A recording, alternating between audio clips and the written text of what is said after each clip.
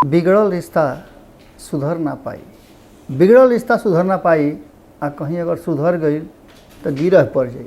गोड़ लागत नहीं हियरा से अभिनंदन मोर वालों के अपना कार्यक्रम जना के नाम है खूटा ठोक के, जैसे वालों के जानकारी बढ़ले बा। और आज पूरा दिन वालों देखबे कहीं कि कौना तरीका से बिहार के राजनीति और ये पूरा सियासी जो रहा दाव पेंच चलल है, एकरा में बहुत सारा रस रंग देखे के मिलल है।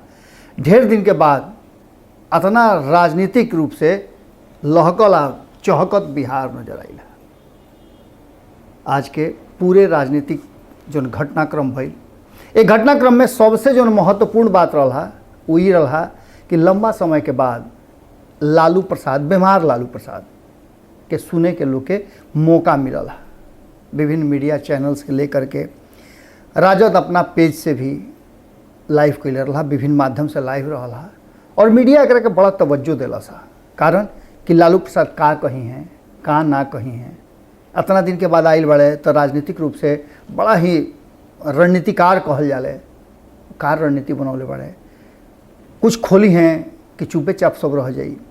ये सारा बात के लेकर के जहाँ बिहार के राजनीति पूरा नज़र भिड़ौले रहा, उनकर साथी, उनकर दोस्त, संगे संगे उनकर विरोधी भी, और साथी दोस्त से ज़्यादा उनकर विरोधी जौन बाड़े उहे पर बको ध्यान लगोले रहे हा कि आखिर लालू प्रसाद का कही। हालांकि लालू प्रसाद साफ साफ तो ना कहले हा, लेकिन एक बात वो कह दिले हा कि मैदान तैयार बा, मैदान तैयार बा, बस नीतीश के भैंसिया लेवाड़ ले ओली बिया। एकर मतलब रुआ समझ नहीं।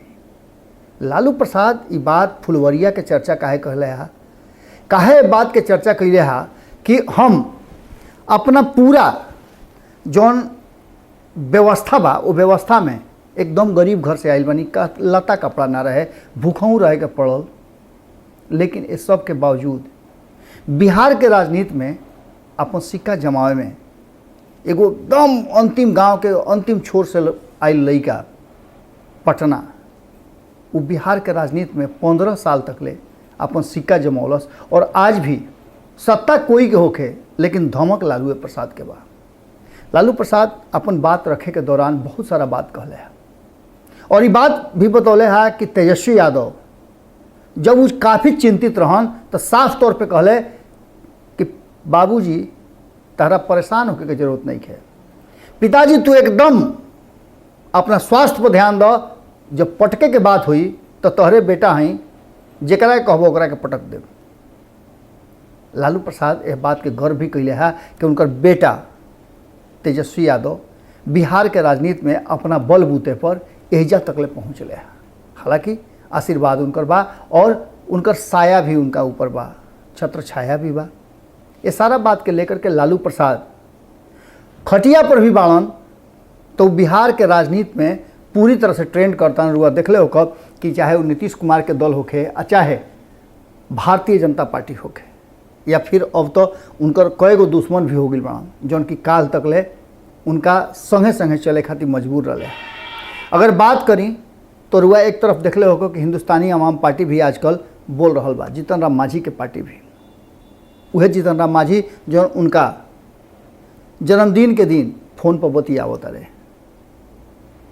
सहनी के मुकेश सहनी के बात करी तो वो कभी कबो हमला करता रहे, लेकिन लालू प्रसाद पर हमला नहीं कर। लालू प्रसाद अपना पुरनका बात से लेकर के नयका बात तक आज के वर्तमान स्थिति तक के ढेर चर्चा कैले है और यह बात के लेकर के वो बतौले है कि 25 साल जौन पार्टी के गठन के हो गई, एकर यात्रा कैसे शुरुआत भइल रहा। एकरा में बहुत सारा ऐसा पॉइंट छोड़त गए है, ऐसा ऐसा खूंटा गाड़त गए है जौना के कबारे में वर्तमान स्थिति के राजनीति लोग जौन बा उनका खातिर बड़ा मुश्किल हुई। नीतीश कुमार के बारे में कहते हुए जब लालू प्रसाद ये बात कहले है कि उनका के केंद्र में मंत्री बनावे से लेकर के जब 2015 में सब के संग उनका छोड़ दिहल तो मुख्यमंत्री बिहार के हम बनौनी। उतने ना लालू प्रसाद इहो बात कहले है कि 5 गो प्रधानमंत्री बनावे के उनका यश हाथ में मिलल बा। ये बात के दावा के साथ कहता रहे। ये सब बात के बीच में सीधी तौर पे वो एक बात कहले है कि जौन आदमी खटिया पर ना बैठत रहे, रेल के डब्बा में सफ़र करत समय में अगर सामंती लोग पहुंच जाए तो जबरिया निकाल करके 2 थप्पड़ मार के अब भुइयाँ उतार देते रहे। ये मजाल ना रहे कि केहू बैठे खटिया पर। आज वो सब के पहचान देनी, गरीब गुरबा के आवाज़ बननी, राजनीतिक रूप से वो लोग के स्थान देनी। आज अगर समझौता करती तो निश्चित रूप से हमहू आज सत्ता के सुख भोगत रहती, हमरो पार्टी आज सत्ता में रही। लेकिन कभी भी हम समझौता अपना आइडियोलॉजी से ना कैनी। जयप्रकाश नारायण, कर्पूरी ठाकुर जैसन लोग के, लोहिया जैसन लोग के, गांधी जी के विचारधारा के हम पोषक रहनी हाँ और ओकरा के सही मायने में जमीन पर उतारे के हमारा हमेशा प्रयास रह और अपना बाल बच्चा सहित पार्टी के एक एक नेता के हम यह बात समझावत और बुझावत रहबे नहीं। हम नीतीश कुमार लेखा वक्त के हिसाब से सत्ता खातिर समझौता ना कर सकीले। लालू प्रसाद इस सारा बात के कहते हुए एक बात तो निश्चित रूप से इशारा में कह दिले है कि कहीं ना कहीं वो ज़मीन तैयार कर दिले बाड़े, जौना ज़मीन पर अब नीतीश कुमार के विदाई के तैयारी बड़ी बढ़िया से हो सकेला। वह लालू प्रसाद हवे जौन कभी जनता के बीच में इस स्वीकारे में एक बार भी पीछूत ना जात रहन कि भैंस के सिंग पकड़ के भैंस चरावत रही, भैंस के सिंग पकड़ करके चढ़ जात रही। ये सब बात के लेकर के एक बात जरूर कहले है कि हम केहू के प्रभाव में ना राजनीति कर सकीले। राजनीति करे के जौन हमार धारा बा वो धारा के हिसाब से हम चल सकत नहीं। लंबा समय के बाद जब लालू प्रसाद अइले है तो सीधा तौर पर उनका कहना रहे कि हम कर्पूरी ठाकुर के जौन विरासत रहे ओकरा के आगे बढ़ावे के प्रयास करतनी। ये बात से हमरा तनिको इचकी मनी भी लेस मात्र के भी भय नहीं है कि हम सत्ता में रहब कि ना रहब। हमरा जौन करे के बा तो हम करतनी।